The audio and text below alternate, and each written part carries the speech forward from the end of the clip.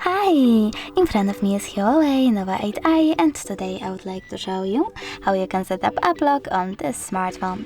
Start by opening settings, scrolling down and choosing security. Now tap on app lock and select enable. Over here you have two options. You can choose your lock screen password to lock your apps or create completely different one. I will go with completely different one, so I will go with custom pin, and now I need to enter it and confirm it. Over here you can answer the security question or click on it and select one of those, but you can also tap on it and select custom question. Over here you can type whatever you wish to